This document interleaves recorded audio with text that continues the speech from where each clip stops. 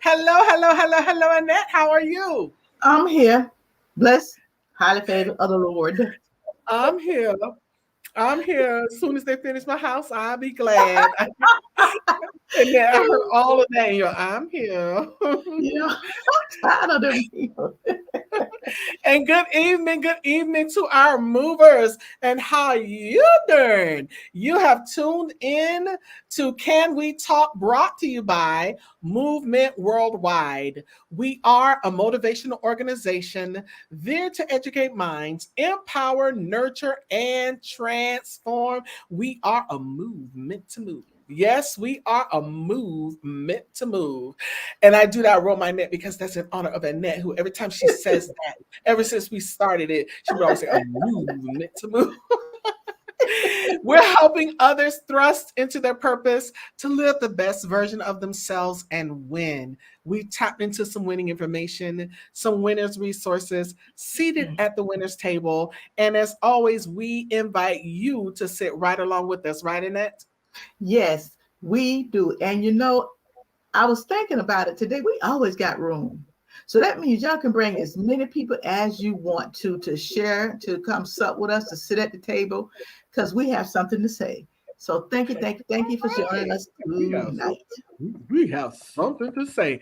And as we say so often, come where the table is spread and the feast of the Lord is going on. I just love to say that line. It's so fun to say that line. But anyway, that's what the old saints used to say. But yes, and Annette is absolutely right. We have plenty of room for Lottie Dottie and everybody. And we ask that you right now, please, ma'am, please, sir, wherever you are, if you're driving, just sit the phone on your seat or hook it up to your Bluetooth, whatever it is. We ask that you please, ma'am, please, sir, just take a moment and chill with us with Can We Talk. But before we go into our conversation, we're going to ask that you do a couple of things. One, that you subscribe to the channel you're watching, either YouTube or Facebook. Subscribe to the channel. The other thing is to click that like button, hit that thumbs up, that like button, give us a little love, show us a little love on Facebook. You can click it, you can make it a heart or the little hug or whatever, everything but the angry face.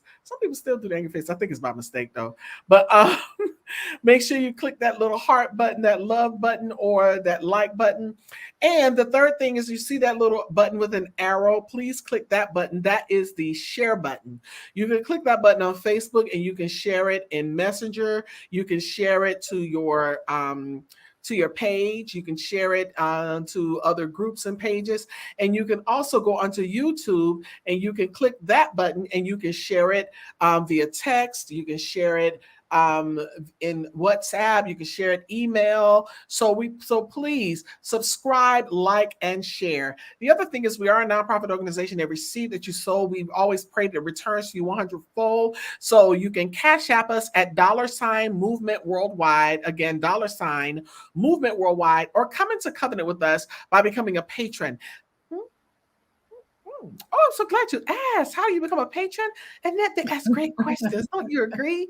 Well, you become a patron by going to our website, movementworldwide.org. At the top of the page, there's a button that says Become a Patron. You can click that button. It will take you to patreon.com, where you can set up your account and set your amount. We ask for a pledge amount of $12 a month. That's 40 cents a day.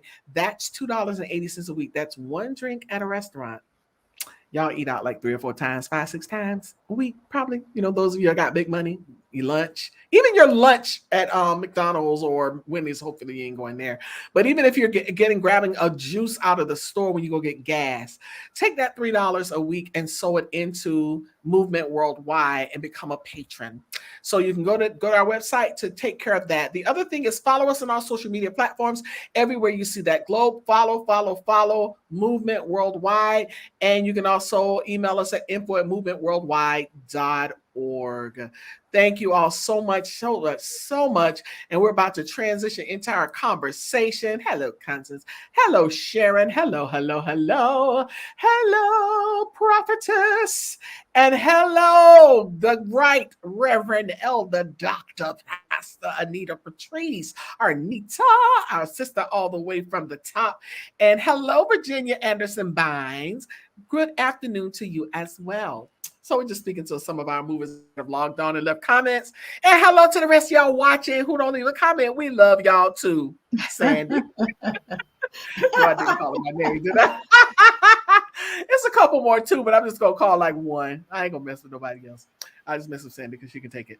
All right, good people. We're gonna go into our conversation. The first phase of our conversation is where we take idioms and phrases that make you go, and that is called our transformational topic. So when we go into our transformational topic tonight, I'm excited about tonight's conversation because it's something that I have actually put into practice without even knowing I was putting it into practice. Our topic tonight is a phrase that has been used by a lot of motivational speakers, and even one guy wrote a book about it. He wrote a book with that title, Live Your Dreams Out Loud. Live your dreams out loud. Think for a moment about the dream that you've always had. I mean, what you have been doing, you've been like really believing God for this for a long, long, long, long, long time. So think about that dream.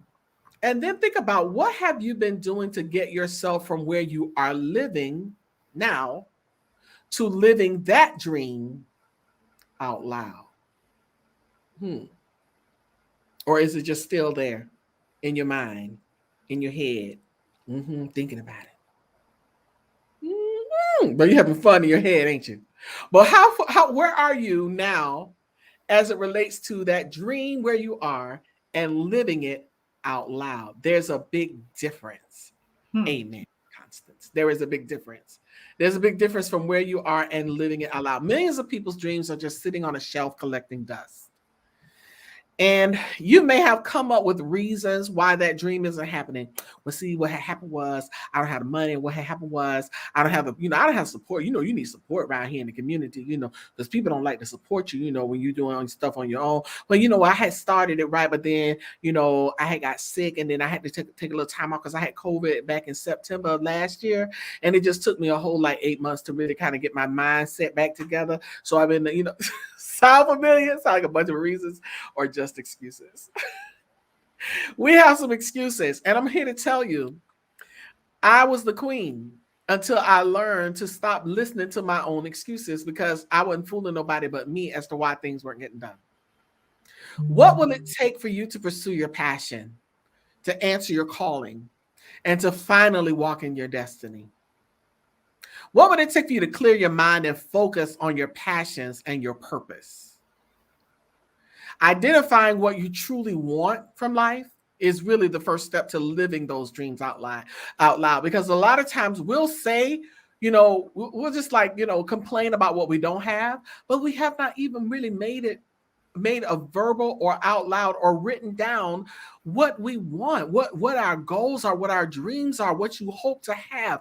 Because here's the thing, right now, a lot of times when we're frustrated and mad, we'll be talking about these dreams and visions as if I've been waiting on God to do this. No, that's just your carnality, your flesh, because you're mad because somebody else won the lottery, or you mad because somebody else got a car, or your business didn't take off, and you sitting here and you angry on your job because you don't like your boss, can't stand your coworkers, or you mad that you're in something that you really knew you weren't supposed to get into, but you can't, but you trying to figure out how to get out of it, but you're making excuses as to why you're in it.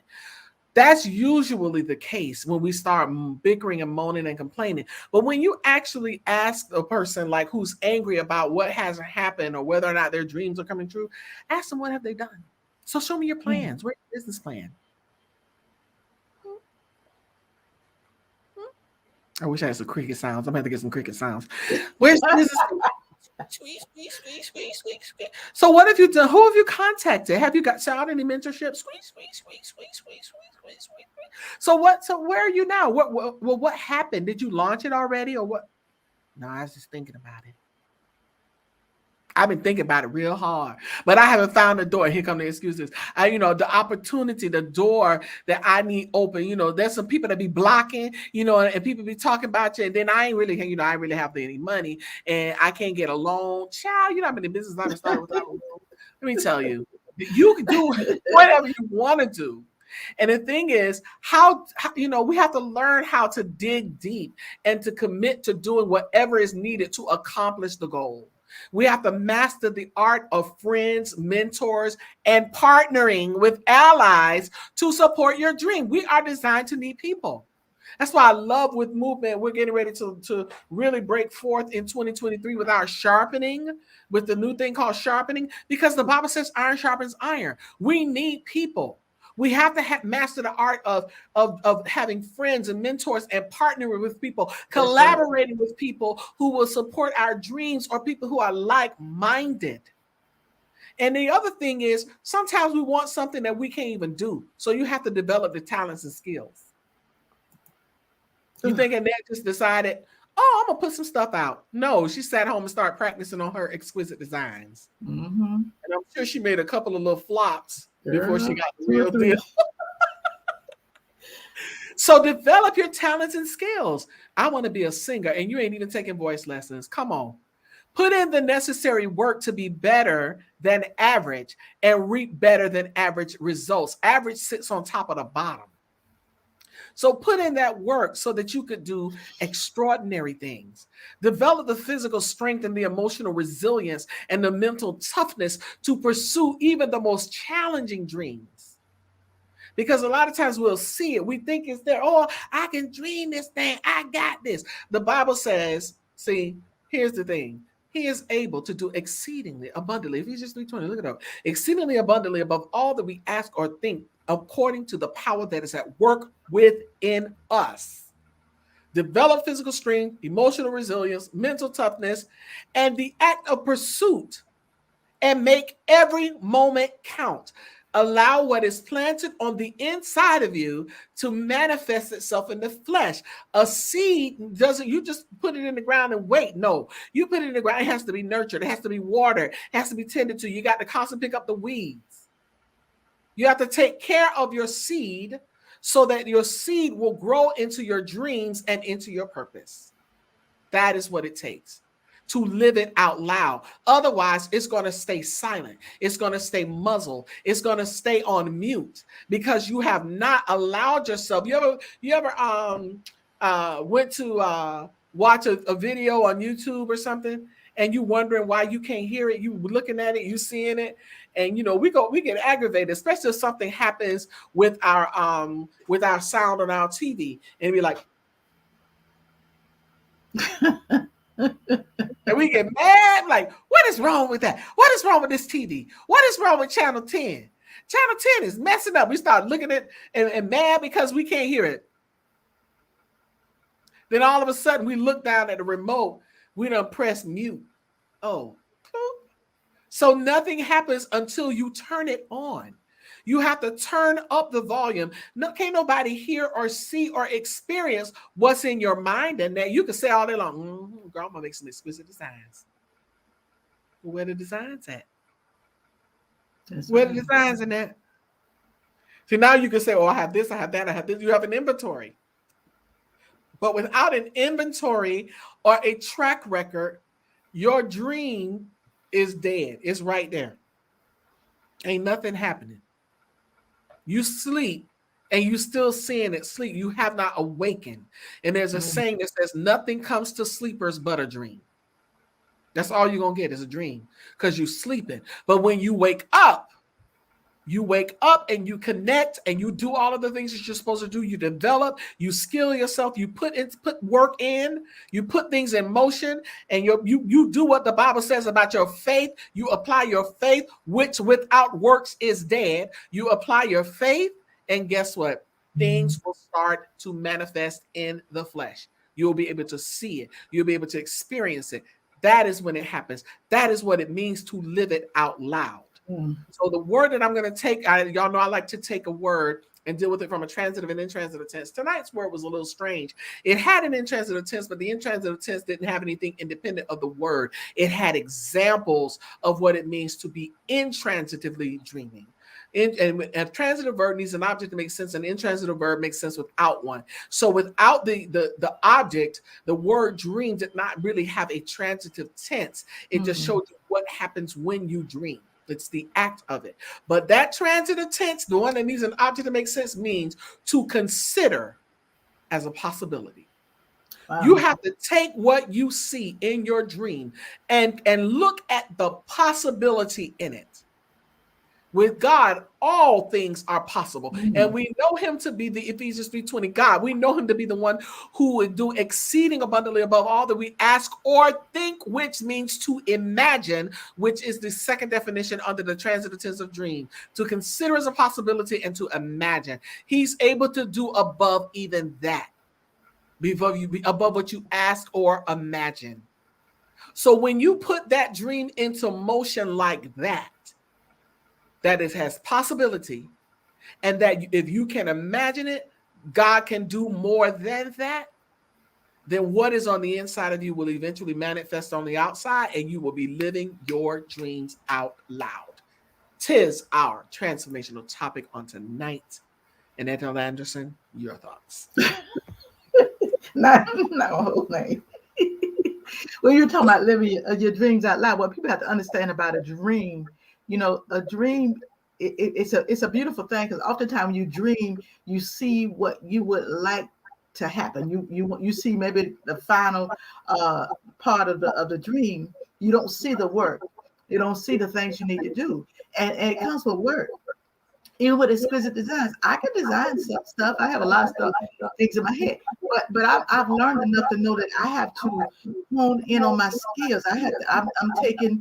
I've been on social media studying, and then I found somebody who's an expert in certain things that I want to do. So I signed up for the class because I want to come. I'm gifted to do it, but I want to make that gift top notch. So you got to put in the work. Live your dreams out loud. And that don't mean just talking about it. That means be about it. Come on. That means that you got to walk this thing out, because a dream, a lot of times you're the only one, you're the only one know you got a dream unless you share it with somebody. And it don't matter to me if you don't do nothing about it. You don't get out there and put the work in. And it's not always easy. It's sometimes Anita, when I first started with exquisite design, girl, I messed up so much stuff in my head. I thought I could do it. I can do it. I can do it. And some of it I could, but others, and then God bless me what people give me on my own ideas. But if you still, the key is you got to work your dream. You got to work your vision. You got to work your business. You got to work your organization. It takes work, but it's worth it. It is so worth it. And yes, it does take work. But when you put the work in, I'm a living witness that you will see the results manifest on the outside. All righty, good people. Well, with that being said, we've had our transformational topic. Now it's time for our Can We Talk toast. Can we talk, Annette? Did you dig in the boxes? No, she didn't dig. Oh, she dug in the boxes. Boom, boom, boom, boom, boom. She tried to find the camera. I'm trying to find it. There you go. Now go forward. Bill. Come on, bring it forward. Bill. One more time. Bill. You're just saying, you like this, and then you like this. I'm like, well, wait a minute. Where is it? Where? It's in the middle. It's in the middle. I know. There we go. People probably was like, what in the world are they doing? They probably said she needed to practice that before she came on. Well, before we go to the next part of our conversation, we're going to pause for just a minute for a quote from the person who can't find the camera, from the quotologist.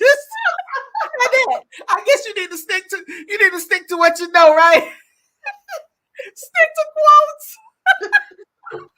From the quotologist, we're gonna pause for our Annettism. You know what? and then sometimes we crack our own self up, right? Anita, the bad part is I know how to. I've done it all this time. But anyway, I Okay. know all these times that you've done it, and now you can't find. Now you I can't can find the find it, Lord can't Jesus. find the thing. That's too funny. So I'm just gonna put me a little laugh up. I see everybody laughing. I'm gonna put me a little laugh up. I got to join in the laughter. So now we're gonna pause for just about a minute with a quote from the quoteologist herself, Annette L. Anderson. She might not be able to find the camera, but she can show enough write the ham and eggs out of a quote. So we're going to pause for our Annettism. While we're gone, you can still share. You can share this broadcast with many people across the board. Share with your friends, your family, share with your coworkers, share with somebody, let them know they're about to go to the next phase of the conversation. But in the meantime, we'll pause for our Annettism and we'll be right back.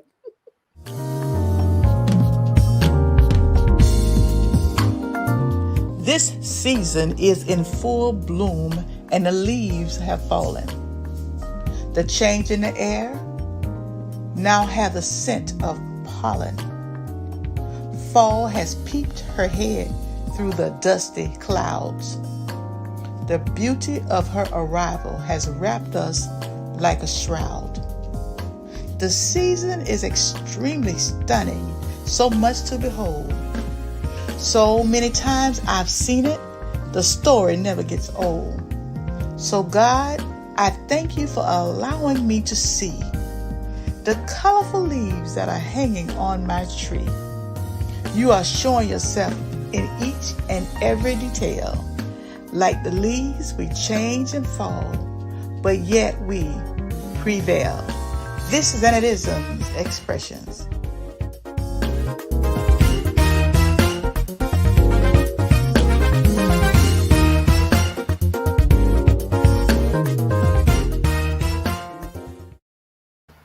I'm still tickled.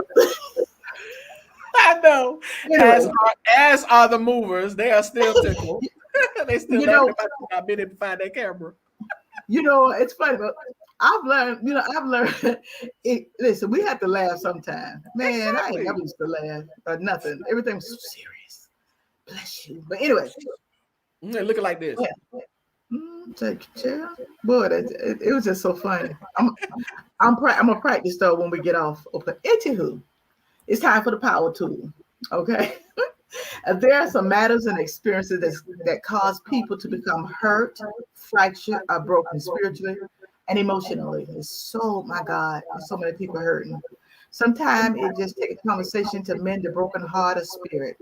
In some cases, a band-aid won't do it. You need a power tool.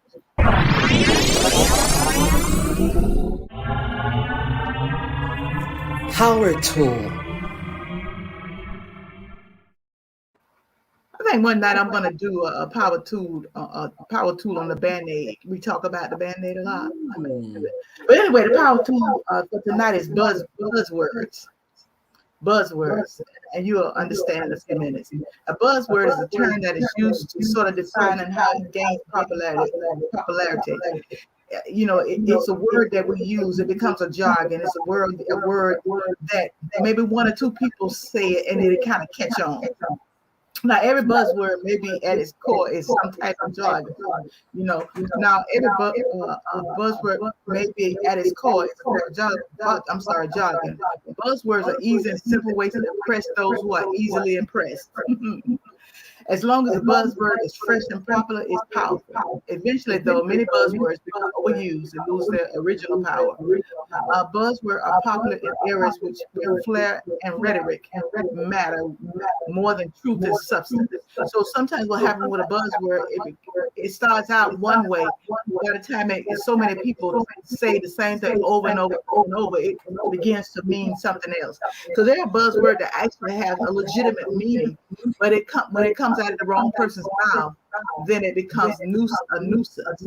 And there's a scripture in Proverbs 18:21 that says this: the tongue has power of life and death, and those who love it will eat its fruit.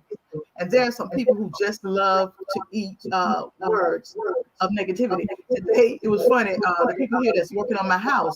So I went into the kitchen where they were whispering. Actually, were talking about one of the coworkers. And I walked in and I said, "Oh, y'all gossiping?" And they looked at me, started laughing because it was two guys, you know. But sometimes we love that gossip. We love, you know, those buzzwords. We love that stuff we can repeat, and it becomes, like I said earlier, a nuisance.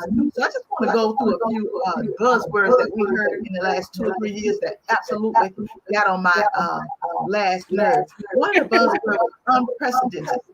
It's unprecedented. This adjective showed up in countless ads and press releases this spring, and it was useful for everyday conversation, but then it got to be too much. If you ever listen to the news, especially in 20 and 21, as Anita said, that was 1 year.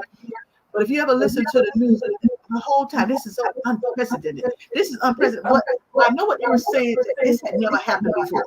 We've never seen this has happened before, especially in politics.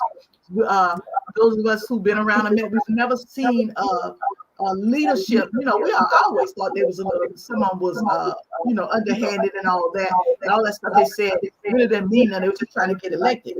But then we elected a person that got away with making fun of disabled people, and you know, and telling blatant lies, and the list go on and on. It was fact checked at the time.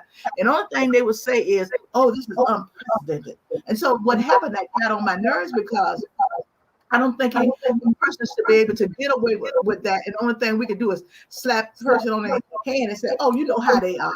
And I worked with somebody one time when people were not really trying to stay clear of that person. And they said, "Oh, you just know how they are." But I'm thinking, and I often talk about, but the way they are don't mean I got it's a problem with how they are. I'm my own person. So, you know, I started like, "Oh, we just don't say nothing to him." So I started talking. She was nasty and catty. What did that have to do with me? I refused to allow somebody to have that kind of control. And I refuse to say, "Oh, that's just unprecedented. Everybody don't act like her. Oh, that's just the way she is." And that's the problem, you know, this foolishness and this jargon that we allow people to get away with. And then another word was the new normal. You know, it's not really new. But it's really the normal, but we've taken the normal, what should have been normal, and we've greased it up and we made it bigger than what it was. And we allow these kind of words for people to get away with stuff. And instead of holding people accountable, "Oh, that's a new normal. Oh, that's just the way they are. Oh, that's just the way they dress. Oh, that's just the way they are." And a lot of times, even in my personal belief, I mean, I'm not going to attack anybody personally, but I don't have to accept it within myself. That don't make me a homophobic or none of those other things. I just believe what I believe. And if that's your new normal, that's all right with me, because I'm going to stick with the word of God. And that's my normal. And so sometimes we allow behaviors to become our new normal. And the way we deal with it, we just accept it. And then they talked about back to blue. Now that got on my nerves too, because you know you can't put back to blue in the same category as people, you know, black people or whatever. No, those people are not blue. They're only blue when they put on their uniform, and all their uniforms are not blue. Some of them are green and all other colors. So it bothered me about that. This is what bothered me. Not that I'm supporting the police. Yeah, we need them because there's some crazy people running around these streets. But it bothered me that you don't back the blue until January 6th, and all of a sudden the blue didn't matter. So the same people were marching and saying back to blue, you know, then all of a sudden they didn't matter because they did not fit into the narrative that you tried to spin and make us believe something that we saw with our eyes. You know, I know they want to get into the defund and dismantle and destroy law enforcement. That's never was the intent. The intent was to go in and make some changes because we saw things that wasn't fair. We saw how people were arrested. We saw how people were murdered, sitting in cars they didn't even have guns. We saw a man running, you know, and getting shot in the back. You know, we saw a man with a cigarette that choked till he died. We saw a little boy in the park, and they shot him within 5 seconds after they got out of the car. So that's what when we said certain things, that's what we meant. But they took that job, they took it and made it something that it wasn't, because that was never the intent. The intent was to make a difference for police to get maybe different training or whatever, you know, whatever it took. You know, but they made it something else. And the Bible says in Ephesians 4:29, "Do not let any unwholesomeness talk come out of your mouth, but only what is helpful to build others up according to their needs, that it may benefit those who listen." And so many things that we talk about Now it's not to benefit others. It's to build us up, to make us look good, to make us look like we got the answer. No, baby, you don't have the answer. You may have an answer, but only God has the answer. Then we have dog whistles, a suggested buzzword, a phrase that is not meaning for targeting the audience. I heard a lot of the dog whistle with the former president. In fact, when he was debated Joe Biden, when he told them to stand back, stand up, stand back, something that was his stand down and stand by. Yeah, stand out. That was his dog whistle to those group of people. We heard it too many times that there was little messages. Now listen, you have to be a rocket scientist to know. And those same people was there at January the 6th, because whether he meant it or not, which I believe he did, they took it that way. There was a underlying meaning that, hey, hold up, this ain't the time. January 6th coming, and this is the time that y'all gonna really, take over this country, because this country is being destroyed. I don't understand that part either. Then we go on a critical race theory. That would bother me about critical race theory. It's not even being taught in the schools. It's being taught on a high level. But we take it. What did all they do is take 2 or 3 people to say it, and then everybody run with it. And I listen. The night of election, not the last election, the election before that. And one of the guys was talking. He had won the Republican. He had a whole line of what he didn't want in school. And the critical race theory cannot be taught. Why not? If it's critical race theory talking about race, so what if you don't like it? People didn't like being treated the way that you pass a law saying certain people know you passed a law saying, look, white kids should be targeted, make me feel bad. First of all, most kids don't even care. Children is more residual than what we think. Children, they're doing this. They're doing the next dance or whatever. It's the adults with that foolishness. We talk about, we don't want them to feel bad. A lot of kids don't feel bad. They don't.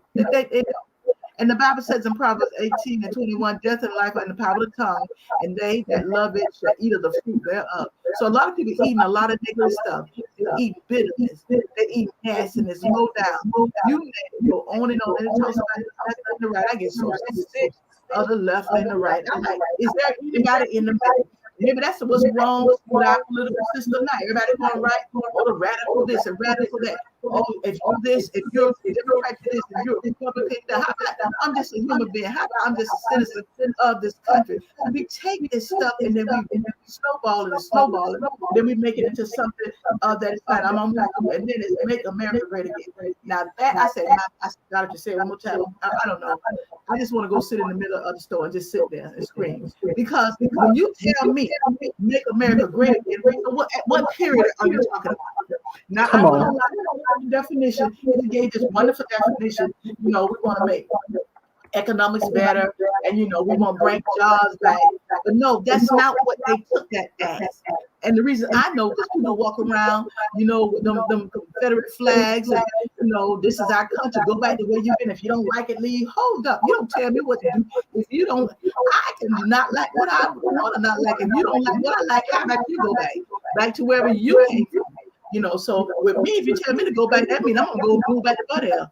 I ain't never been to no other place. I don't understand what you're saying. So make America great again bothered me, because I'm not sure when you were talking about. Are you talking about in the 1700s? Are you talking about last year? So at what period are you talking about? And what had happened with the slogan probably was a very good slogan at first, because we want to make America great, and in other words, have more opportunities, more jobs. What people have done, they've taken the buzzword and they twist it into something that's a negative.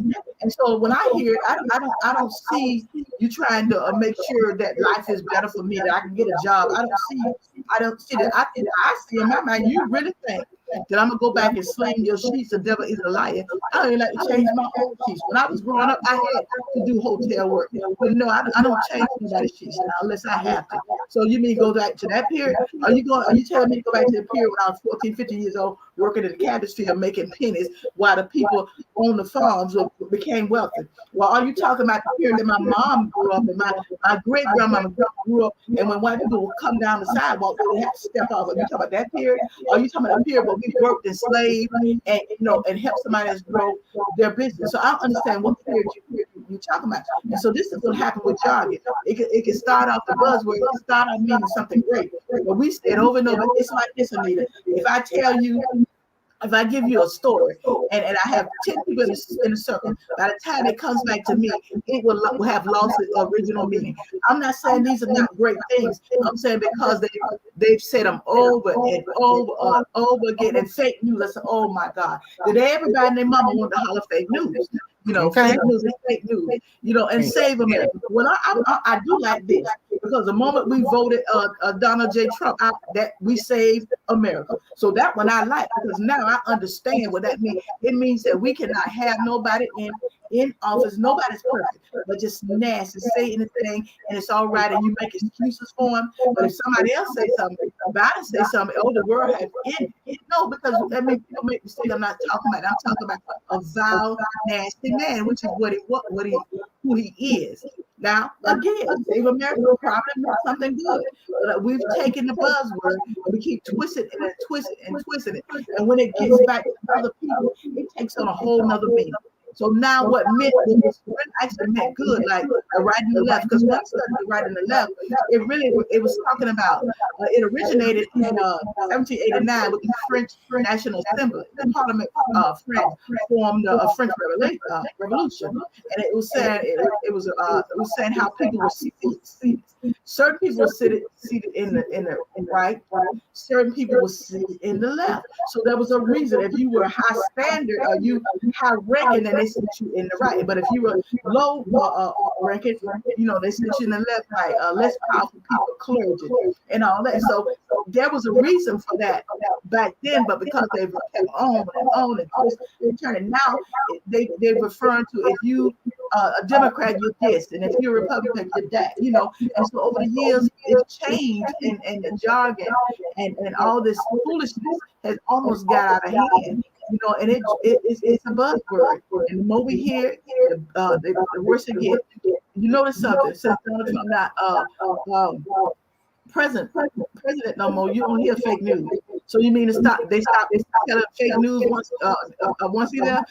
Fake news, they were gonna tell it. And finally, James 3, 5, and 6 says this. NIV say, likewise, the tongue is a small part of the body, but it makes great ropes. Sound familiar, huh? Consider what a great part is set on fire by a small spark. It don't take but a small spark to start a fire. The tongue also is a fire, a world of evil among the parts of the body. It corrupts the whole body, sets the whole course of one's life on fire, and is itself set on fire by hell. So there's something to be said about buzzwords, how we take in words that had substance, that had meaning, and depending on who said it, it means not taking on a different turn. It means nothing like its original intent was, to save America, to make America great, and on and on and on. So just know, be careful the words you say out of your mouth, and stop repeating all the stuff you hear. Because some of that stuff is just buzzword, and we've taken it and we've made it something it's not. And that's it. All righty. That's something. And you're right. And here's the thing, Annette, and we have to be careful that that we are not allowing ourselves to become privy to the usage of buzzwords, because the meaning, we don't want to come across as forked tongue, or that are not meaning what we say, or saying what we mean and meaning what we say. So it's like, when I hear, certain things like these phrases that really got on your nerves. I was with you. And one of the ones that you didn't mention, because everybody was talking about it before you mentioned fake news, but alternative facts. That one right there got me. I'm like, what the ham and eggs is an alternative fact? It's either the truth or a lie. Period. It ain't no way around it. It's one or the other, truth or the lie. But alternative facts, what alternative fact? It doesn't even go together. I remember Super laughed so hard. He got so tickled laughing when homegirl said that. I think her political career started to plummet at that point. Yeah. But yeah, it's just a dressed up lie. That's all alternative fact is. A dressed up lie.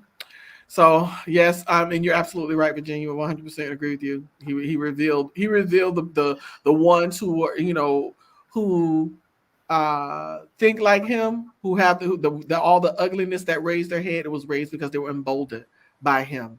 He Yeah. triggered them with his buzzwords. That's exactly what he did. He triggered them. He knew just how to get him. He knew how to get him, and he got him. All right, then let's just move on to the next one. Thank you so much. That was a great power tool. Those are those hard to have conversations. And she's right. Sometimes the band-aid won't do it.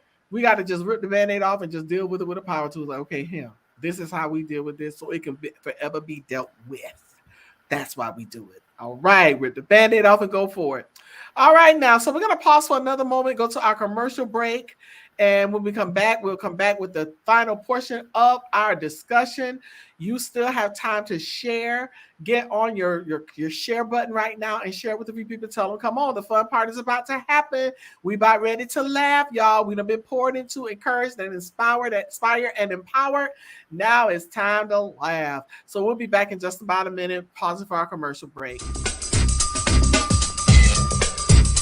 Walk into your God-given destiny with power and conviction with Power Walk Sunday. Each and every Sunday at 10 a.m. live on multiple platforms.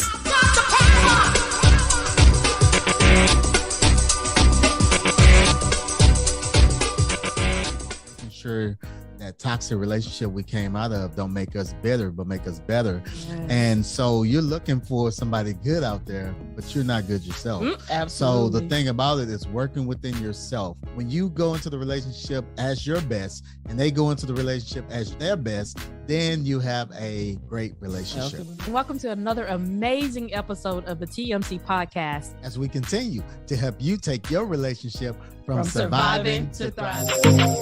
TNT, that's Tuesday Night Talk with Annette L. Anderson.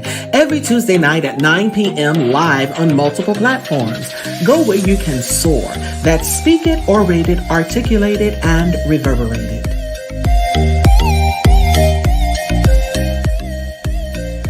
When we eat well, we live well, and all will be well. Go to elbwell.com, join the journey, and take your life back.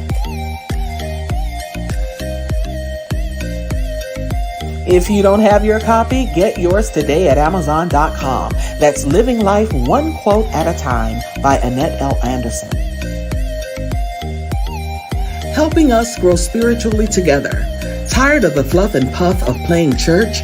Ready to be a powerful vessel? Ready to work the word? Join Connie Green every Tuesday at 7 p.m. on Facebook Live. And we're here every Wednesday at 7 p.m. live with Can We Talk? Your co-hosts, Annette L. Anderson and Anita Faye Wilson, with Tea Time Topics, where we discuss trending subjects and current events. You can also discuss these with your Can We Talk coffee mug. Email us at info@movementworldwide.org. They're $15, and that includes shipping. Make a donation via Cash App at $Movement Worldwide, or go to our website, click the Patreon button, and sow a seed of $12 per month. That's 40 cents a day. Whatever the seed, it's greatly appreciated. Be sure to follow us on all platforms. Click the notification button, subscribe, like, and don't forget to share.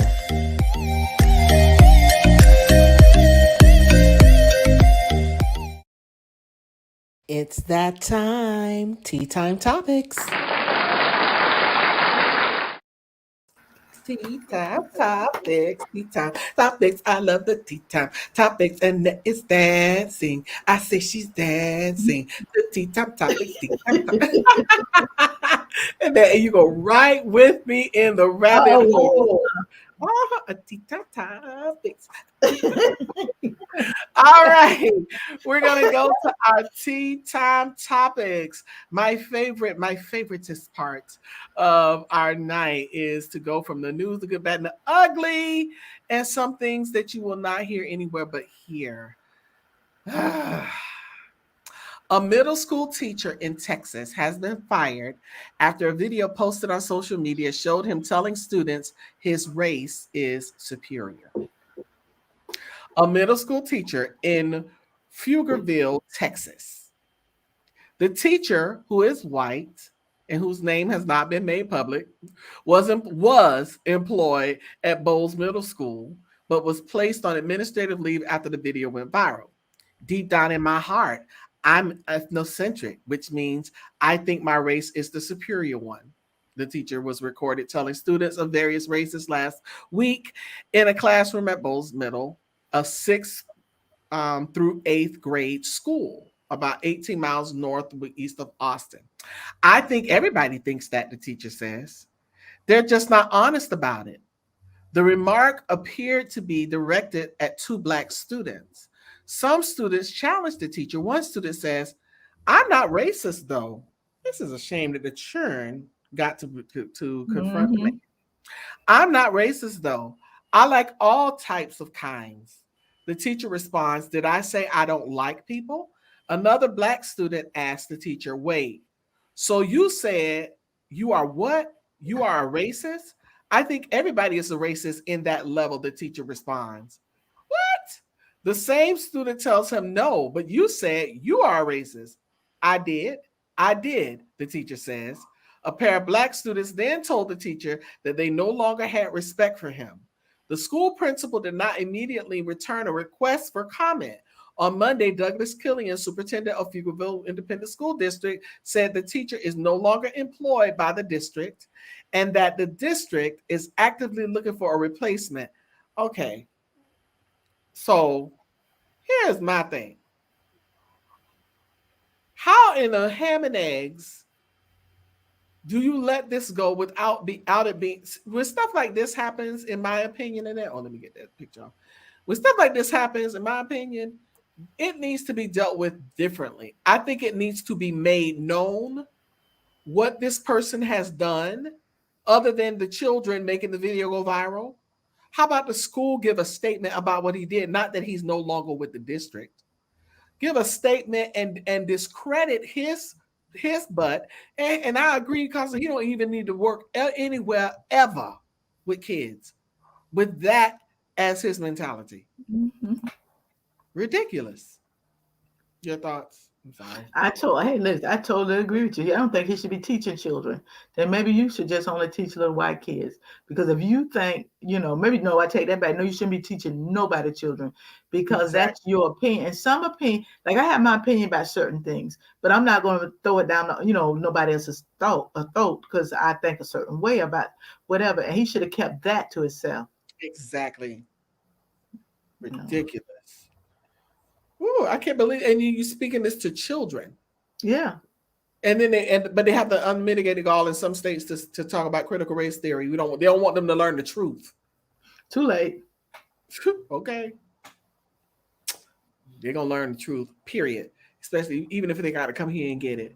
So, darling, Mr. Fella, who thinks that you are superior, I have a superior statement for you in song. Me.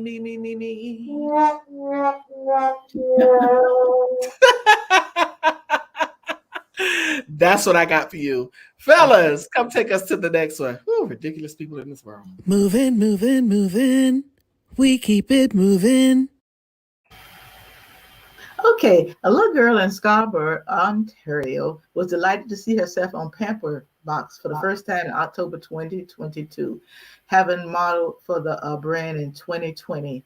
Patrice Lander captured her daughter, Jazara's reaction as she walked down the aisle in Walmart to see herself in the front of the Pampers box. This Pamper Box still a Photoshop was Jazara's first booking ever, Lander told Storefield.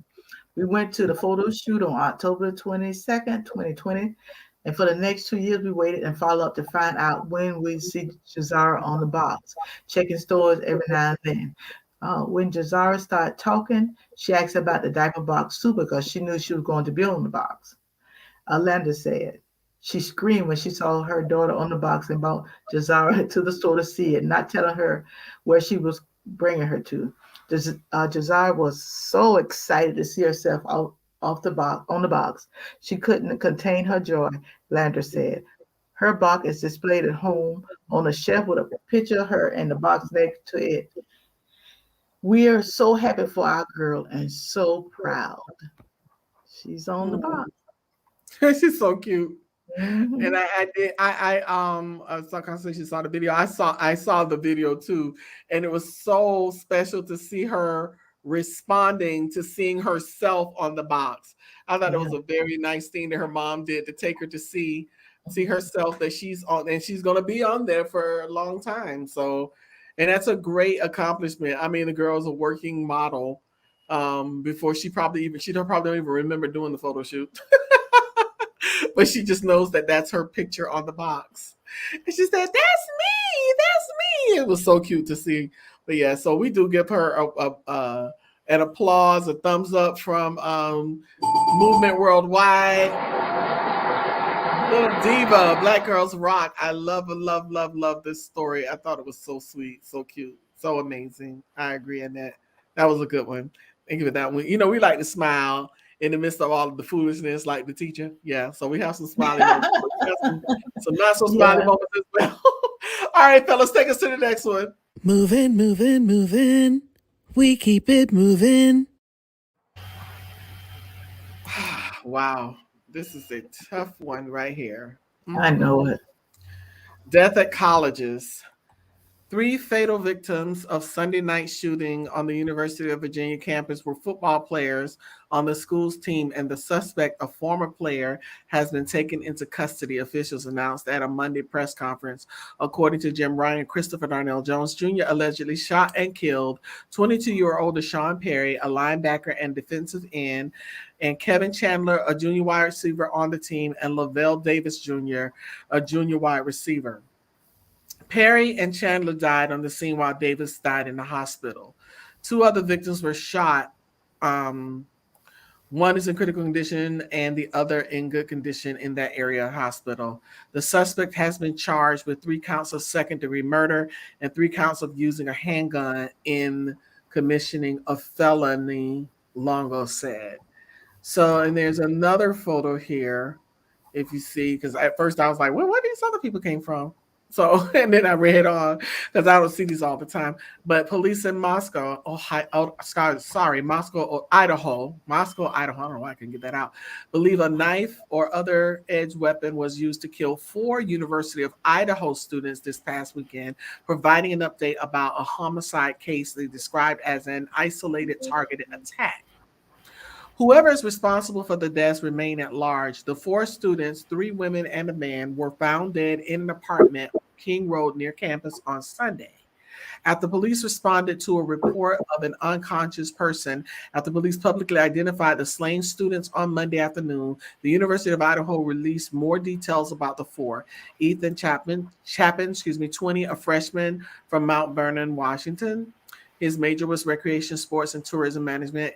Kaylee Gonsalves, 21, a senior from Rathdrum, Idaho. Zana Kernodle, 20, a junior from Post Falls, Idaho. And Madison Maddie Mogan, 21, a senior from Cora Adelaide, Ohio. Only limited information has emerged about the killings. So this is 2 universities having multiple deaths. We know the one of the 3 Black students that were killed. Allegedly, according to the father of the suspect, that he was bullied, and that was the statement that he made to them. "I'm sick of y'all picking on me," before he shot those 3 men. And they say one young man was asleep. Mm-hmm. Yeah. Okay, you've been bullied, but you murdered those people. If Yeah. you've been bullied, but you murdered. You 3 murdered people. 3 people. Mm-hmm. So you ain't got bullied yet, sir. It's coming. And the reason why we did both of them because they were both the same day. That's So crazy, isn't it? 7 people, college student, young people. Mm-hmm. 7 parents. 7 parents of 7 children. 7 children. Who sent their children off for an education, had to bury their kids. Yeah, so we got to be in prayer for that family. And also, I guess you'll talk about it later, the other gentleman. Bishop said something about that later. But yeah, that's Who? Bishop. Oh, Our yeah, bishop. later. Yeah, our bishop. Yeah, we're gonna lift up our bishop in prayer. But but that's really such a sad thing, man. I know, it blew my You know, mind. When I was like, wait a minute, 7 young people 7. that life just cut short. Mm-hmm. You know, nice looking. I was like, I'm a mama. I said, the devastation, and the people that was on that bus, because there was other people on that bus. He was. Yeah, one girl said I thought he was going to shoot me too, but he was really targeting those 3. Yeah, and he shot actually 5. Yeah. When one is a critical condition, the Yeah, he other shot one, 5. It was 5 individuals that he wanted to get. yeah, and one, I did read the story. One of the parents of the young man that was shot but survived. They said that he don't know his friends are dead. They haven't told him about the other ones. I don't even know if I would have wanted to even come forth and say, "Oh, they bullied my son." Okay, that's bad, but you murdered. But your son tried to kill 5 people. But anyway, he must be. I don't know. I'm not in that situation. But we just be in prayer for these people. Oh my God, these families. It's a real thing. I 7 mean, families. I've worked with anti-bullying organizations a lot. It's a real thing. And the saddest thing about it, though, Annette, is that even though a lot of times, you know, when we look at it from a perspective of the person being bullied, if you have never like dealt with it on this wise, it is detrimental. In a lot of cases, those kids kill themselves. But Yeah, every now and then you get that young one man that's was going to turn on the people who bully them or just kill randomly because they snap. I don't know. I can't say what was in his mind and what he went through and what he dealt with. All I know is we have to be mindful of how we treat people and how we conduct ourselves and that we are less reactive in situations. Because sometimes when we, like I see people who get involved in road rage, it's because of, somebody cut you off, just let them through. If they trying to get on over, just let them through. But when you flip them a bird and then you drive up and then they drive up and then they want to shoot a bird at you and then you shoot a bird at them, and a lot of those cases have ended up with somebody getting killed. Mm-hmm. All because you couldn't hold your reaction. And then I've also seen where people have taunted kids, like one of the sheriffs that went on the anti-bullying tour with us in 2014. He came home and found his daughter hanging, and the kids were online. Now we have heard about this case. I never realized I would meet the person, but the case where they actually went and convicted the kids who were all on Facebook telling the girl how to kill herself, telling her she should be dead. You should just kill yourself and get it over with. And the girl did it. And those kids were prosecuted. That was one of the first cases that kids were prosecuted for bullying somebody like that. And I've seen the cases where another case, a girl bullied a girl down here and the girl shot her in the back. And they didn't even realize the girl was shot because of the way the bullet went in. They didn't realize it until they just saw her unconscious. And then when they put her on the stretcher and they were examining her, they realized the girl had been shot and she died. And the little black girl who shot her was going on to prison, 15 years old. So sometimes it's such a horrible thing when you see it from both perspectives. And the sad thing is there are 3 parents without their sons, and your mama ain't got you because you're going to spend the rest of your life in prison. And then you have these poor kids who've been stabbed probably by somebody somebody was with them who ain't at the apartment. It's going to come out eventually. Oh yeah, it's going to come out. Yeah. Stabbed in one apartment. And they all die, and then there's nobody there to, ask the person who did it. Crazy. But then think about the other people who was on the bus, to witness these people getting murdered. So this thing is far-reaching. It is crazy. But anyway, and it's going to impact. And then those young men who don't even know their friends are dead, and the ones who survived, and it's like you're going to carry that, and that thing's going to be forever etched in your memory. It's a sad thing. So our hearts go out to the families of all of them, and especially those who have to bury their kids. I would be somewhere trying to hunt somebody down, but I know, honey, I wouldn't even know what to think. But we're just going to keep them in prayer, and we're going to move on to our next one. Come on, fellas, take us on. Moving, moving, moving. We keep it moving. Oh, boy, that was a hard one. Okay. On October the 22nd of this year, Monique Johnson said at a city council meeting that her daughter was searching for insects when Gordon Lawson, Her neighbor who lives across the street called 911. And this is what he said. There's a little black woman walking, spraying stuff on the sidewalk and trees on Elizabeth and Florence. I don't know what the blank she's doing, but she scares me though. The neighbor told the police on 911. The caller added that she's a real small woman. Well, the small woman was actually a 9-year-old Bobby Wilson, who regularly spotted lanternflies and invasive species in order to protect the trees in her Claudwell, New Jersey neighborhood. In fact, her efforts to slay the insects were featured in an article in her community newspaper, the Progress. On November 1st, at the Caldwell council meeting, Joseph described the incident during the council public comments portion of the meeting, in NewJersey.com reported. Racism, intentional or not, is still racism, Joseph told the bar leaders during the meeting. My neighbor's words put my daughter in harm's way. His words and action was unconscionable, and the impact of the aftermath of this incident would not be kept secret. My 9-year-old daughter was afraid to go outside her front door the next day. She was afraid that her neighbor that she knows has a reason unknown to her to call the police on her, Joseph said. The police invited the mother and daughter to West Caldwell Police. I want this to be a teachable moment to our town on racial bias, diversity, equity, and inclusion, and how we together can ensure the going forward little black and brown children in this town can feel safe in this community, Joseph said. And then he was Joseph said, NewJersey.com reported that Caldwell Mayor John Kelly apologized for the incident. So this story is very interesting to me because even though the neighbor, first of all, you mean to tell me you don't know who your neighbor is? Come on. That was a dumb one. But I like the way the police department handled that.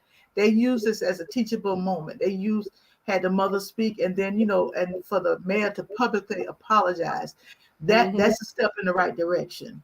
So that was an interesting story, and hopefully the young lady will be able to overcome that. And I mean, she's such a little child. I watched the video when they were asking her, how many of the bugs did she find, and she was telling them, she was answering their little questions and everything. So I watched that, and I was just so annoyed because, and I totally agree, Constance. And I was annoyed by the fact that, she's a kid, and he called her a little woman. And then, so you're insinuating, and then she had on a hoodie, and I don't know what she's doing, but she's spraying something and blah, blah, blah, blah, blah, blah. So you're putting her in a position for a police officer to come up and mistake her for being an adult. She's a 9-year-old kid who's looking for bugs on a tree that she learned about in science, you dummy. And he's a politician. You can't come outside and ask the kid what they're doing. Maybe you'll learn something. That's so annoying to me. So annoying to me. Let move well. You meant that there. Move well. Move well. Not mad, just angry, frustrated, just can't stand it. Ridiculous. Just can't stand it. That's what I got for you. But for that little baby who did her thing, we give you a teams up, honey, all day long. And you keep doing what you're doing. And shame on the idiot who claimed that he didn't even know who his neighbor was. Shame on the idiot for telling that lie that you don't know who your neighbor is. You knew that was a little girl, dummy. Yeah. Talk about small woman. Ridiculous. Yeah. All right, fellas, take us to the next one. It'll tick me off. Moving. We keep it moving.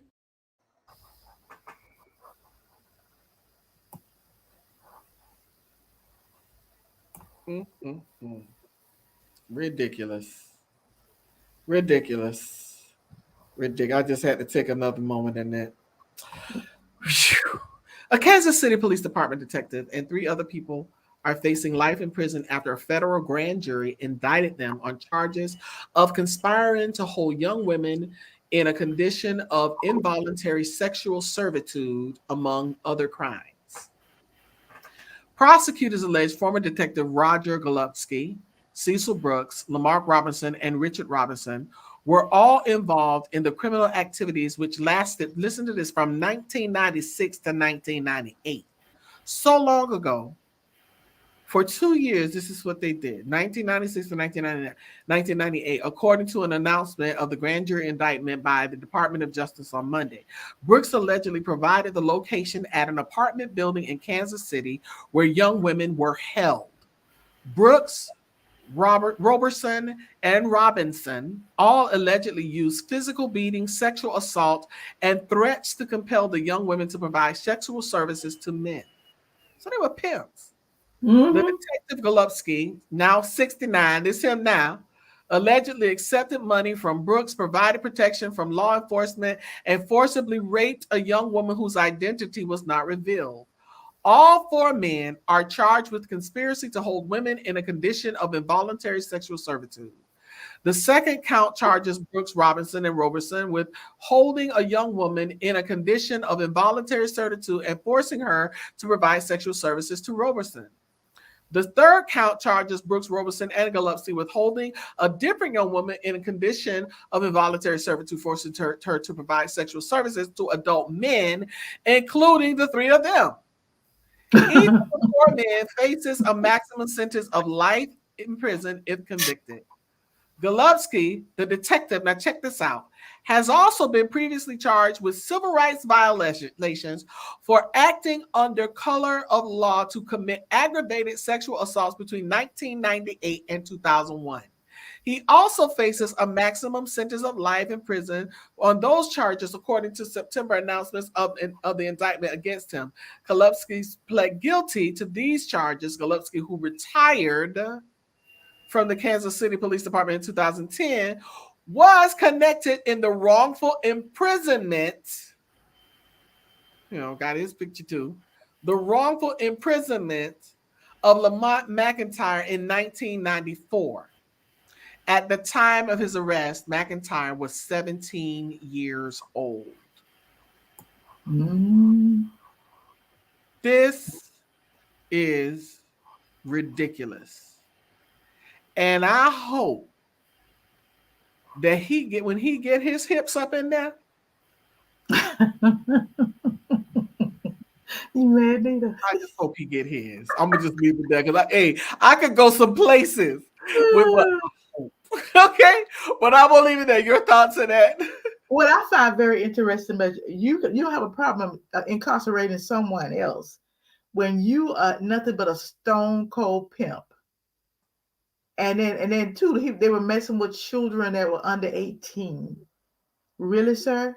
And you 69. So, boy, you ain't gonna see the light of day if they convict you. Well, they convicted you, but they don't with them other charges. Oh man, yeah. But you. Well, you know what though? One thing, we live in a time now, you reap what you sow, and where it used to take years for you to get caught, they're catching you. They're catching people from 30 years and 40 years ago. So what makes you think you're gonna get away with it? You may get away with it for a minute. That's what I'm saying. You might get away with it for a second, but you ain't gonna get away with it indefinitely, because the Bible even says anything done in the dark is gonna come to light. Your job gonna get lit up like a Christmas tree soon around here with social media, the internet, and everything else. Everybody's got access. Oh, you getting lit the ham and eggs up. Period. Woo! Ooh, that's something, man. All right, fellas. Moving. We keep it moving. Oh my God, today I can't take it, man. I can't take it. This is some interesting stories. There's some interesting stories. I love this. Okay, all righty, let's go with this. Is a pretty interesting story. The bulk of the threats leveled against historically Black colleges earlier this year are believed to be linked to a single juvenile who has been prosecuted as a minor by a state authority, a senior FBI official said on Monday. The juvenile was not identified, the long-standing inquiry into more than 50 racially motivated threats that unnerved a nation's black colleges is believed to have been resolved with the suspect identification and prosecution said the official was not authorized to be identified by name. I want to know who he is, citing the suspect's status as a juvenile. Authorities provided no descriptive information on where the person was ultimately prosecuted, except to indicate that the person was ultimately charged in connection with an unrelated threat. Since that time, the officials said undisclosed restrictions have limited the juvenile's conduct. Since that time, the official said oh, I already said it. The senior official said the investigation is continuing into other branches of threat streams. One involving 19 racially motivated communication between February 8th and March 31st that has since been linked to internet addresses abroad. Okay. Since that time, the official said undisclosed restrictions have been again limited the juvenile conduct. Probably he probably can't be on a computer, nothing like that. But he caused havoc quite a bit. But some of the colleges were really, I mean, they were taking that serious. Okay. But yeah, they say they You got have to. You have to in this day and age. You see what just happened in colleges? Yeah, and he was well, quite a bit of them was him, whoever he or she was. Okay. So, that's crazy. Yeah. That's crazy. Man, poor little thing. I just, you still get this right here. Ain't no way about it. I can't even sugarcoat that one, okay? Oh man, but I'm glad they know, and I'm glad it was, it was not something serious. So that's one less thing to be worried about. My God, today, parents can't even send their kids to school. All right, fellas, take us to the next one. Moving. We keep it moving. Ooh, wow, we're moving right along. There you go. Yeah, we're moving. Okay, here we go. Boom. This is such a great story. Such a great story, and I want them to take some photos where they ain't hugging, because it was hard to find some for the for the cover, because they hugging on all the pictures, and so I was able to grab some though, and they were ones of them older. But wow, this is amazing. This is imagine the mom's thoughts in this one. Yeah. Wow, this is cute. The Wade brothers. These are who these are. Nigel, Zachary, Nick, and Aaron captured the hearts of the country back in 2017 when the now 23-year-old quadruplets. Oh, yes, I did say quadruplets. I'll say it again, quadruplets, and I'll say it for the fourth time. Quadruplets. Yes. Yeah. There are quadruplets, and Mama had them at the same time. Oh my God. Quadruplets. Yes, y'all. Yes. All right. So let me get back to the story. 23-year-old quadruplets made headlines when they were accepted into 59 top universities, including Ivy League schools such as Harvard, Stanford, and Vanderbilt. They chose Yale, largely because of the school's generous financial aid package offered to them. Now, 5 years later, the brothers have graduated the Ivy League school and begun their own professional journeys. For me, I majored in molecular, cellular, and developmental biology, said Nigel Wade, who resides in New Haven, Connecticut, working as a researcher of Parkinson's disease at Yale. He plans to continue his education by attending medical school. Currently, I am an investment analyst at the Mellon Foundation, said Nick Wade, who graduated with a degree in political science and is currently living in Brooklyn, New York. My job title is creative technologist, said Aaron Wade, who graduated with degrees in computer science and psychology and now works for Google in New York City. The Quad Squad, as they are dubbed at the school, were born 4 minutes apart and grew up in Cincinnati, Ohio, to a mother, Kim Wade, who worked as a school principal, and father, Darren Wade, who was a software engineer. Summers were spent doing math packets. Afternoons were spent at football or track, Nigel said, of their adolescent years in school. Unlike high school, where brothers spent most of their time together, at Yale, they embarked on their own paths. Now, with Yale University degrees under their belts, the Wade brothers hope to continue leaving their marks now in their respective careers, which are just beginning in the worlds of tech and arts and humanities. Although they no longer are in school together and now live miles apart from each other, the brotherly bond they have shared since they were in the womb. Well, this is so cute. It's hard to ignore that now that they are once they are together. The Wade brothers say they understand the impact their story has made on communities across the country, especially within the Black community.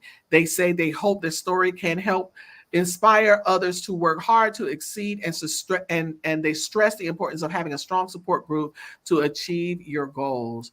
My God, today, you know what? Hey, Annette, I could kind of see it with my sanctified imagination that mom and daddy was like, four cheering at the same time, four cheering at the same time. My God, today, we need to make sure that they smart. The boy said they did math packets all day. Man, we gonna tutor them from the womb. Yep. Make sure that they're super smart so that when they graduate from high school, because that's 4 college degrees at one time. Yep. But so they got in the 59 schools, which means they got full rides. They got scholarships. Oh, yeah. Ivy League education for 4 boys, quadruplet boys. That is an amazing story. If I've never heard one. Your thoughts? Yeah, it is. And it was a couple of things. They said that when they would go places, they mom and dad would all make sure they stay in line from the oldest to the youngest, whatever one was born first. Mm-hmm. And if they would go to a store and the store had like squares, you go in the store, each one of them had to take a square. And they said anytime they were disobedient, their mom or their dad would thump their ears. That's a Black dad. Yeah. Can you imagine after getting these 4 boys, not only because getting kids out of high school is a task, but getting these 4 boys out of high school, first of all, raising them, getting them through school, through high school, and now with an Ivy League education that they got scholarships for, mama straight up like this at the graduation.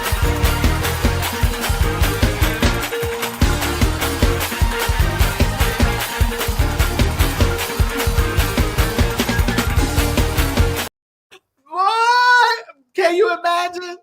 Yeah. Oh, yeah. Can you imagine? That was straight up me. And I would be like that. That would have been at the high school. Forget the college. I would have had a different shot. Straight up in giving God all the glory, all the praise, all the honor for that, because that is a task, if I have never seen it in my life, to raise 4 boys successfully who were born at the same time, were born on the same day, because like 4 minutes apart. Yeah. But that is something. So yeah, so I am definitely with that. Woo! Oh man, that's amazing. Let me give them a thumbs up and applause from Movement Worldwide for those accomplishments. That was cool. That was a cool one. All right, fellas, take us to the next one. It's that time. Sorry, wrong one. Moving. We keep it moving.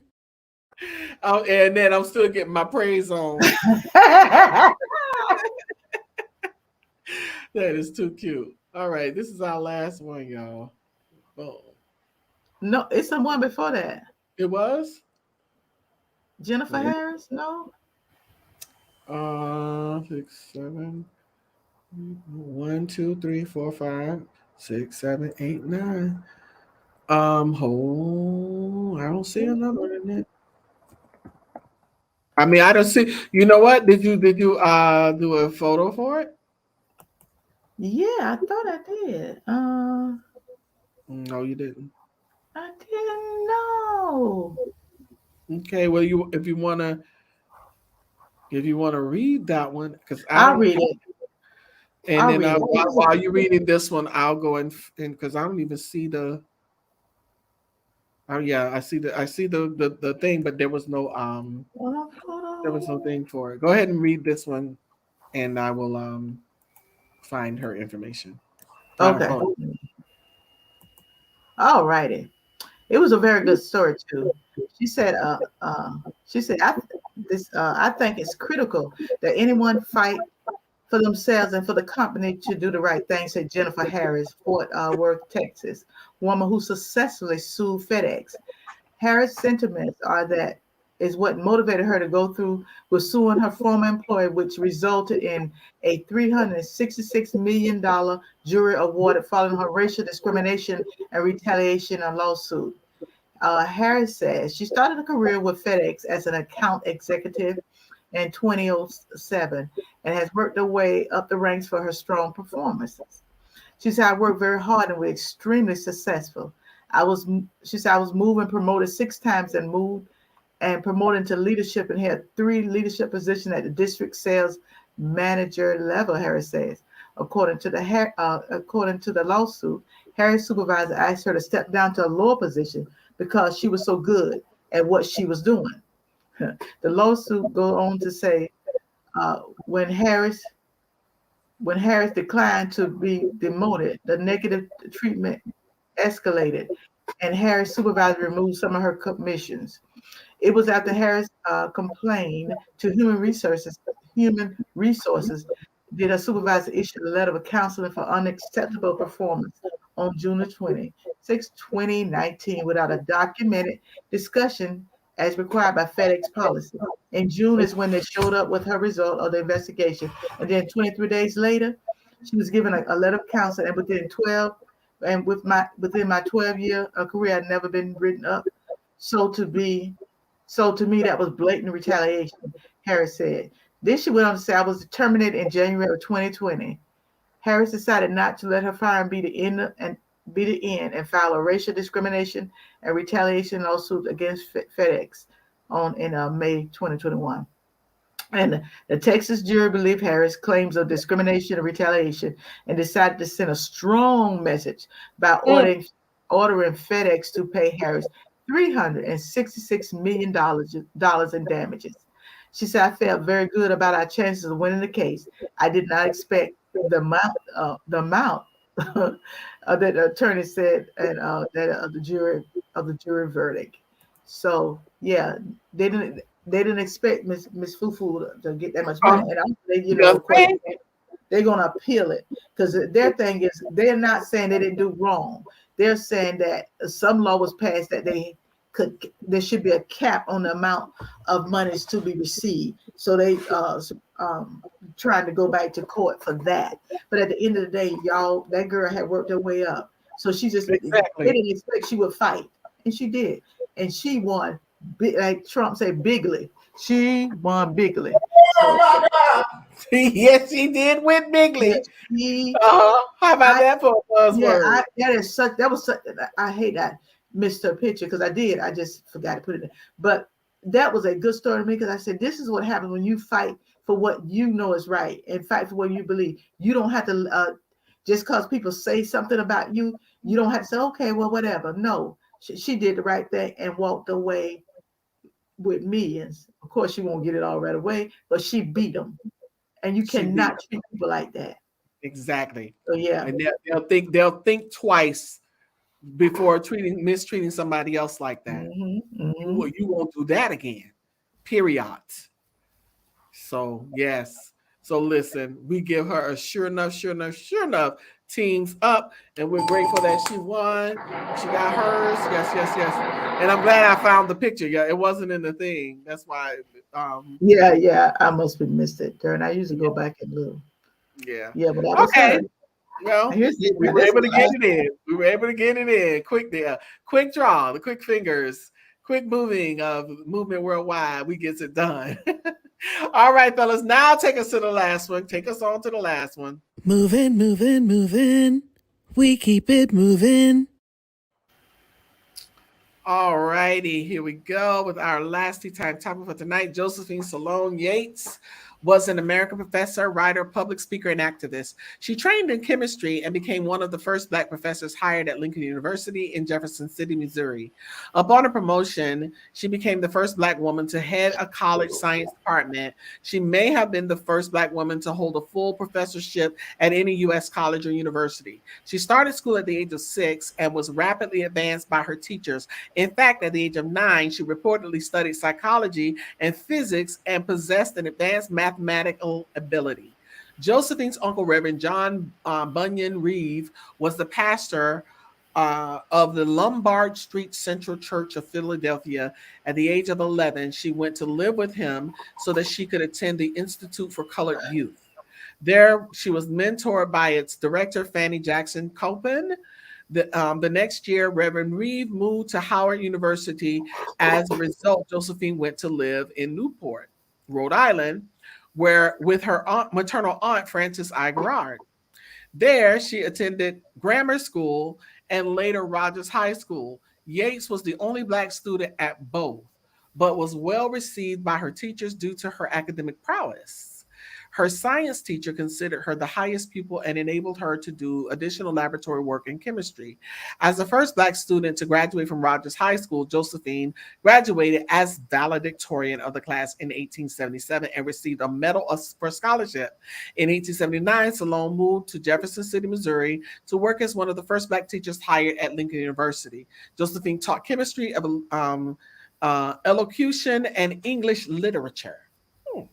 Upon her promotion to head the natural science department, she became the first Black woman to head a college science department and the first Black woman to hold a full professorship at any U.S. college or university. She helped found the Women's League of Kansas City, an organization for self-help and social betterment of African-American women, and became the first president in 1893. By 1911, she helped found the first Black YWCA in Kansas City in organized efforts for self-help and benevolence. Also, our women being active. The Colored Women's League, of which I am at present corresponding secretary, has active energetic branches in the Southwest. The branch in Kansas City, with a membership of upward of 150, already has begun under their vigorous president, Mrs. Yates, the erection of a building for friendless girls. All right. That's a lot. She was smart. She was very smart. She was actually a genius. My God, yeah. Back in that day, and you know, when they allowed her to and then she got the credit. At least they made her valedictorian. In any other case, they would have smothered it. Nobody would have ever known. But in this case, they did it. I guess they couldn't deny it because everybody probably knew. Like, look, she's the smartest girl in school. Go on and give it to her. Just because she's Black. Don't hold it back. But yeah, we applaud that that story and the legacy, the things that we never ever hear about in our history. I'm so glad we get them right here. All righty. That was amazing. But that's our last time topic, y'all. Yeah. I'm so glad we had this time together. But we got to go. Before we go, we want to ask, and we're soliciting prayers for what we call him our bishop.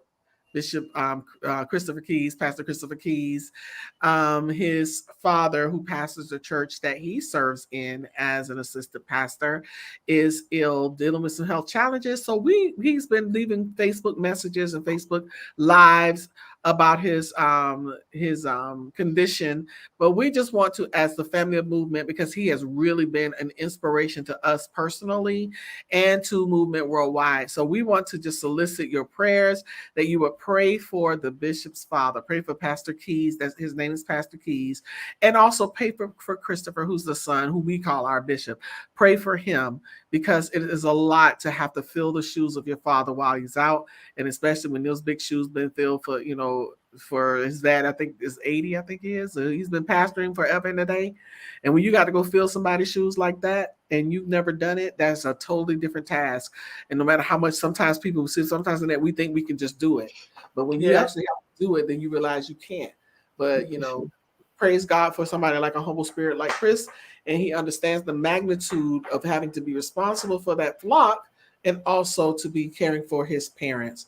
So hats off, and we definitely are lifting him up in prayer. So any thoughts you want to say to that? Yeah, we're gonna be because he is part of our family. He's like a brother, even though we've never met him. Is that God just sent people your way, so we definitely want to lift him up because he prayed for many, and he's always got a word and a word in season. So we definitely lift him up, and we lift his dad up, but we lift him up, that God to give him the strength that he needs as he walked through this time. We pray for a person who's sick, but man, you got to pray for the people. Got to be strong because that's not always an easy place to be. Mm-hmm. So, yeah.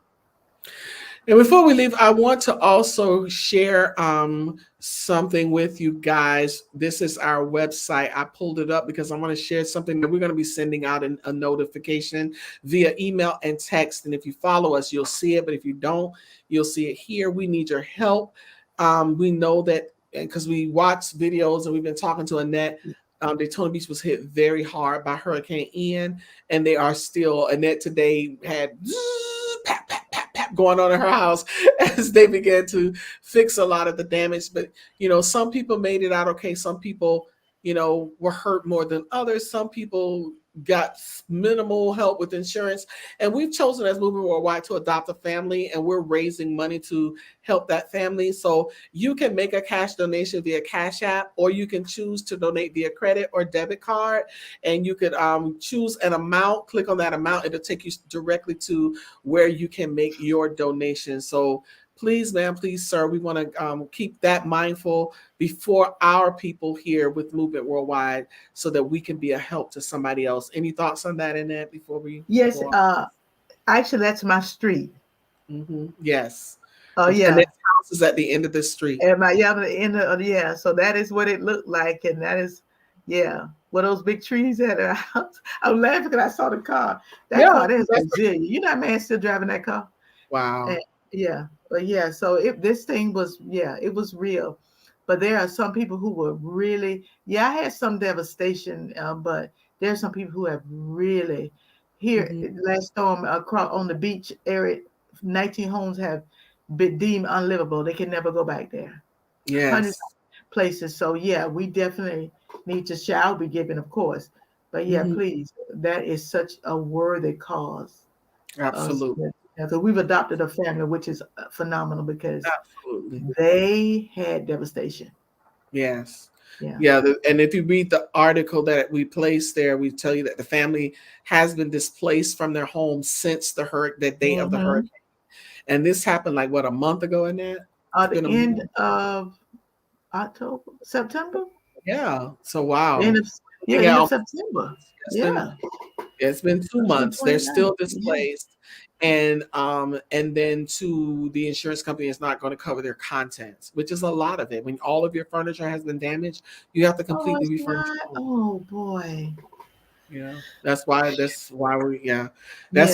doing what we do. So we need your help. So we're going to be sending this out via email, and it will also be sent out via text message. And anyone please share it with them and let them know, please, to give to a worthy cause to help families. You all have always shown up for us, and we appreciate everything that you've always done. All right, good people. So with that being said, we're getting ready to sign off. But before we do, I want to ask that the video you're watching, please subscribe, like, and share. Subscribe to that channel, like the video, share it. It will still be up. Also, share the link. Remember to share the link. Go to movementworldwide.org and make a donation. The other thing that you can do is sow a seed. If you're sowing a seed into anything Movement Worldwide via Cash App, if you want to sow to the devastation, please put Hurricane Ian in your subject box. And any money that you give to us is going directly to those families, directly to the people, and we will always give a report as to where the money went and be accountable for it. But we do want to be a help to people, and your seed is what helps us make these things happen. So sow a seed via Cash App at $Movement Worldwide, and for ongoing, become a patron with us. Go into covenant with a monthly seed of $12, and you can do that by going to movementworldwide.org, clicking the red button, going to patreon.com, and setting up your account. And you can set your amount. We ask for $12 a month. That's 40 cents a day, $2.80 a week. But whatever the amount is greatly appreciated. The other thing is you can follow us on all social media platforms, everywhere you see that globe. And you can also email us at info@movementworldwide.org. So before we go, let me give a rundown of what we have going on all week. We have Annette L Anderson, who graces us with her presence with her organization SOAR with TNT. That's Tuesday Night Talk, where we take flight and soar. That speak, orate, articulate, and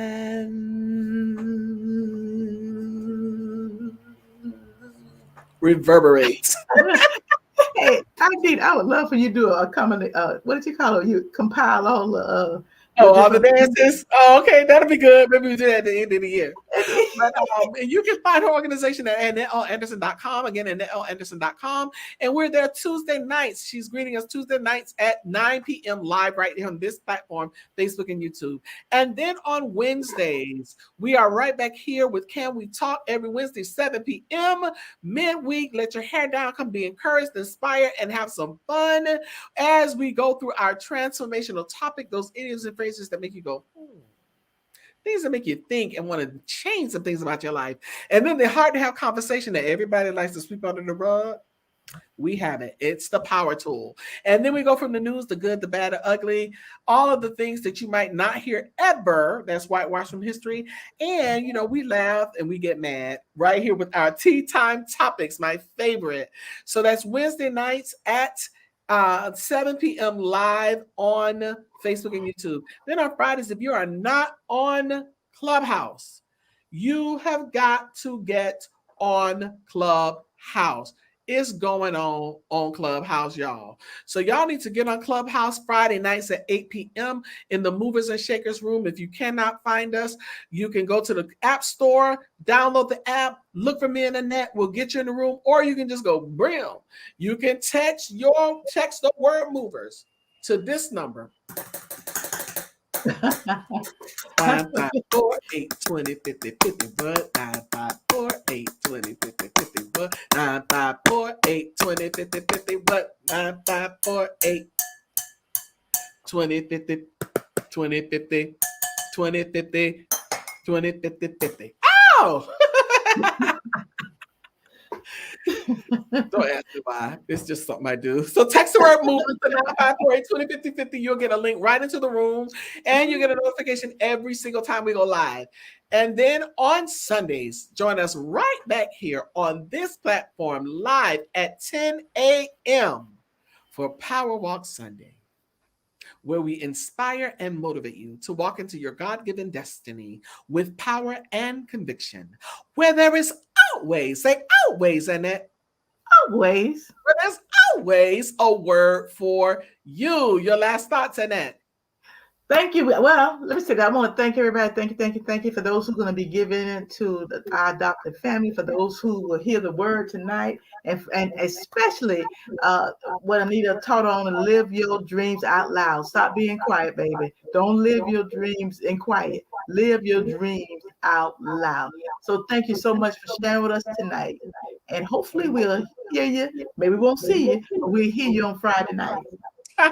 Hey, you're right. We won't see you, but hopefully we will hear you. We want to hear from you. Yes, we do. All right, then. Well, we have said it all. We've done it all. It's time for us to leave right now. We love y'all. We appreciate y'all, but we got to go. We share you some love. All the love. And we blow kisses. And we'll see you the next time. Y'all have a good one. Bye. Walk into your God-given destiny with power and conviction with Power Walk Sunday. Each and every Sunday at 10 a.m. live on multiple platforms.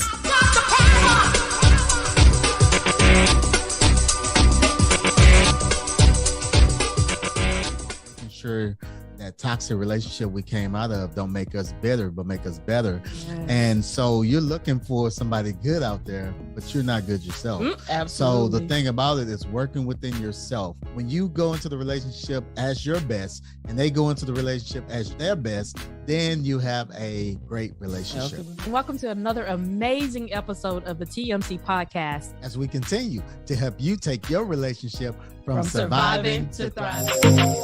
TNT, that's Tuesday Night Talk with Annette L. Anderson, every Tuesday night at 9 p.m. live on multiple platforms. Go where you can soar. That's speak it, orate it, articulate it, and reverberate it.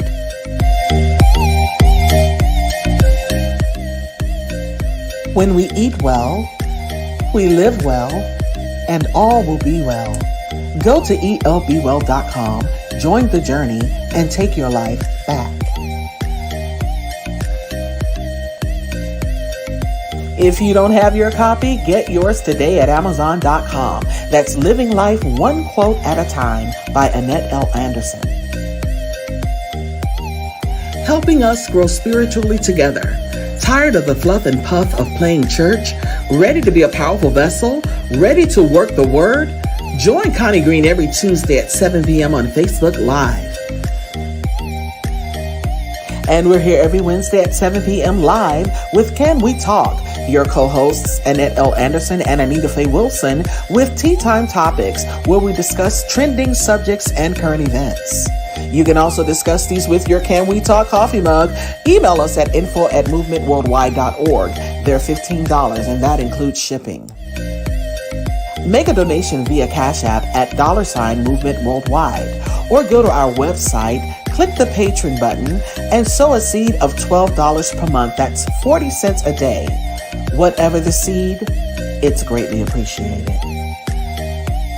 Be sure to follow us on all platforms. Click the notification button, subscribe, like, and don't forget to share.